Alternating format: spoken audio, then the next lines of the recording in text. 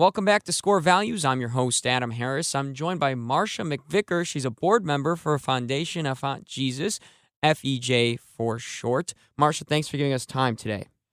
Thank you so much, Adam. Can you please tell us a little bit about FEJ to start? I know you guys had an event this past Thursday night, I believe, and I was wondering if you could tell us a little bit about what FEJ does before we get into how the event was, and we're going to talk a lot about FEJ today. Oh, fabulous. FEJ, or Foundation Enfant Jesus, is a Haitian organization that was founded almost 30 years ago in Haiti and by Haitians. And what we're doing is we're really trying to create self-sustaining communities in Haiti, in two particular communities. One is in Larmardelle, the other one's in Kenskoff, and we do have offices in Port-au-Prince as well. Mm-hmm. But our main goal is to really provide education, health services, entrepreneurial support, and guidance, so that folks can start their own businesses and support their families in a meaningful, healthy way.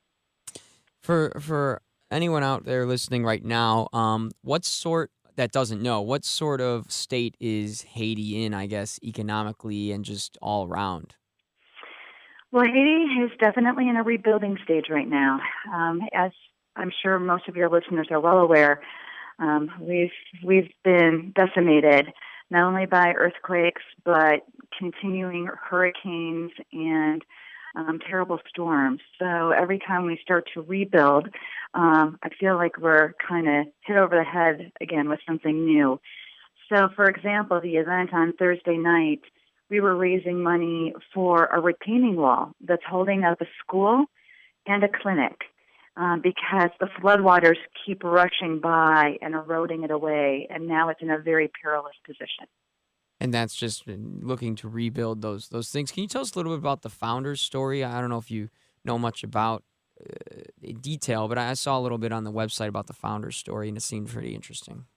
She's wonderful. Lucienne actually has been donating her family land to help create these communities. And I call her Mama Duncan. So I first met her when I was adopting my son. I'm a single mom. I started the adoption process when I was over the age of 35, so I didn't really have many options. But I had done some volunteer work with HIV-positive children, and I knew that I wanted to adopt an at-risk child, and they provide wonderful, healthy, supportive, loving care for children who, quite frankly, just don't have any other options. So my son, both of his parents were HIV positive and had tuberculosis and were very, very, very sick. In fact, the father had already passed away, and the mother was just, ever since the earthquake, we haven't been able to locate her, actually, because we wanted to stay in touch. But Max, who's my son, and I became very close with Mama Duncan and all of her efforts, and we continue to look at Haiti as our home away from home, our second home, I should say. So Max is living with me in Chicago, obviously now, but we're planning to go back in February to visit, and we do all that we can from here. But Mama Duncan continues to be not only, to meet this woman, she is a spiritual force. Mm-hmm. And you just really want to do everything that you can do to support her efforts and the wonderful communities that she's involved with. That sounds like such a great story, and I'm very interested in how you then got involved. Marcia McVicker, the board member for Foundation Enfant Jesus. Marcia, can you tell us, is that kind of how you kind of got involved by going down there a lot, or were you involved originally and then you decided to adopt Max? No, that's a great question. I quite frankly knew nothing about Haiti until I started the adoption process. And I said I was willing to take,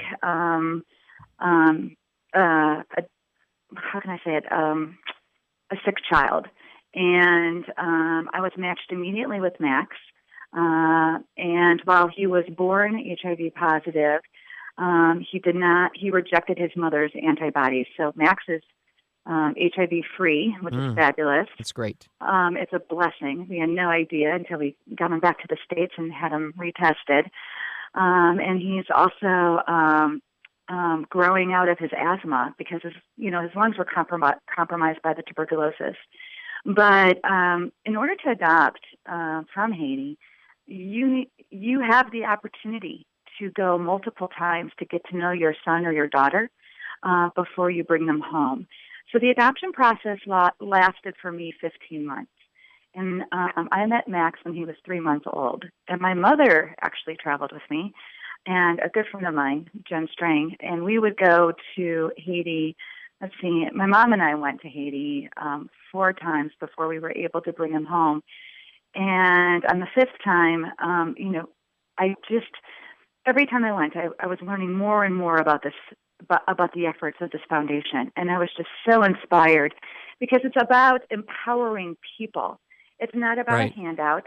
It's really about empowering people, giving them the tools they need to succeed and build a healthy community in Haiti. And so, like I said, there's no handouts here. This is really about giving them the tools to create their own success, to chart their own paths. And that, to me, as an entrepreneur, because that's my other life, was incredibly meaningful. And that's why I've continued to stay very, very involved. And it's a very good way to go about it, in my opinion, and I'm sure everyone over at Foundation Enfant Jesus as well, because that's what you guys do. But it's a great way to start at a point where everyone that needs to in Haiti can then go about their day-to-day life and kind of rebuild that country themselves. They don't need to rely on you guys after they are set up that way. So in what ways do you guys do that for them? How do you guys get them in Haiti to get to that point? Well, our goal is to create generations of success, so we start very young. We have 2 schools, which are spectacular. And by the way, we need money for the schools. We also have a microfinancing program for those with the entrepreneurial spirit. So we make what's called cassava at one of our factories there. And cassava is really wonderful because it's a nutrient-rich product that really helps prevent and stave off malnutrition in children. So once again, what we're creating with our entrepreneurial ventures goes right back into making sure the community is healthy. Then we have these clinics, and our clinics are really a proactive, how do you stay healthy? They go out into the communities. It's not just about what happens within the 4 walls, so we do have that.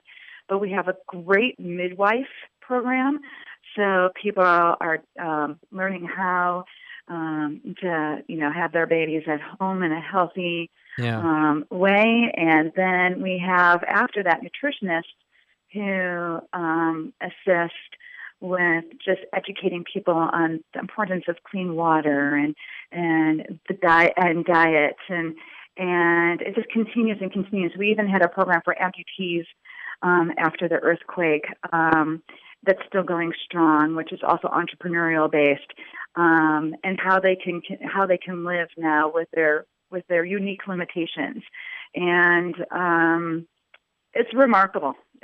I'm inspired every day by the work of the Duncans. So Lucien started, and then she has a son and a daughter-in-law who have just taken this to a whole nother level. And so it's a family business, I guess you could say. Yeah. and they're continuing in her tradition. You're listening to Score Values. I'm your host, Adam Harris. I'm joined by Marcia McVicker. She's a board member for Foundation Enfant Jesus. That's FEJ for short. Marcia, where can people find more information? We're going to keep going with this interview, but just where can people find more information? Just on the website? Yeah, on the website, which is Foundation Enfant Jesus, but it's spelled FONDATIONENFANTGESUS.org. Excellent. Well, I also have a GoFundMe site that they can go to because that's specific to this retaining wall I was just telling you about. And that's just at GoFundMe.com, and you just search under FEJ, the Haiti Foundation Fund. And then how was that event that you had earlier this week? It was spectacular. The turnout was great. First of all, thanks to Alexis Batar, who let us host it in their jewelry store. And then proceeds from the sale went to build this wall. Now, we're still short. Mm-hmm. This wall is going to cost us a considerable amount of money. And actually, if anybody has any resources who would like to go to Haiti and actually build the wall, Yeah, yeah. I would love to. I would love for them. I would love to hear from them as well. And they can find me on that GoFundMe site, or Yes. they can find me on the website for Foundation Unfund Jesus. And if you can't financially donate your time is just as valuable, I'm sure, if not more valuable, to go down and actually construct the wall. So all the funds went to that. And it was just what can you describe the event more, and maybe if people can look forward to a future one? Yes, I'm hoping for a future one since this one was so successful. So what happened is that Alexis Batar donated 10% of all jewelry sales this past Wednesday night to our organization, and we raised. I'm still waiting for the final tally, but Alexis Batar said that they met their monthly goals in that one night. That's So I'm really awesome. excited Yeah. to see what that number is going to look like. My goodness. Yeah, and then I'm hoping, since it was so successful, I'm hoping to have another one early this next year, because it's going to take us a while to get to where we need to be. And quite frankly, our efforts just don't ever stop. Our school, if a retaining wall does not float your boat, that's okay. We do have sponsorship opportunities for kids. So you can sponsor a child to go to school. And you can read all about that on the website as well. Excellent, excellent. You're listening to Score Values. I'm your host, Adam Harris. I'm joined by Marcia McVicker. She's a board member for Foundation Enfant Jesus, FEJ for short. You can go to foundationenfantjesus.org for more information than we've already discussed. I'm hoping you can discuss any new initiatives that you guys have coming up. Also, any particular success stories that you guys are proud of. Yes. Okay. So our newest initiative is really we're building a resource community center in downtown Port-au-Prince that the Global Clinton Initiative is part of. And yes, I'm talking about former President Bill Clinton. Yes. So that groundbreaking is actually happening in February. But the building is going to be green and sustainable, and obviously built to withstand earthquakes. Excellent. Yes, and we're going to have different activities happening there. There's going to be adult education opportunities, as well as just a resource in general for individuals to come in and either training in being midwives or education about hygiene. So this facility, and also, an intake facility as well for the orphans that are, unfortunately, there's still a very large orphan population in Haiti. I encourage those who are thinking about adopting to consider Haiti. Okay. My son is awesome, but of course I'm biased. But I'm sure he's awesome. I'm sure he's awesome, Marcia. But what we're looking for in the future too is just financing to keep these initiatives going. We just don't want the well to run dry on so many great efforts that we have begun. So we have many success stories, especially the women who run that cassava plant that I was talking about earlier. Yeah. It's really tremendously successful. So not only is it providing nutrients and food back into the community, but it's a sustainable living for these women and their extended families. Okay. And that is exciting for me as well. being an entrepreneur too. Mm-hmm. Well, that's awesome, Marsha. I appreciate all your time today. Can you again give us the 2 websites to go to, and also you guys are looking for donation of time or money for that wall, right? We are, and also for our schools. Yes. So you can go to foundationunfrontjesus.org, and you can donate right on our website, or you can go to my GoFundMe website at gofundme.com. Just type in FEJ to find me, and it's the FEJ Haiti Foundation Fund. Thank you again, Marsha. I appreciate your time, and I hope everyone out there can give you some time or some money. And thank you so much. This means a lot. Absolutely.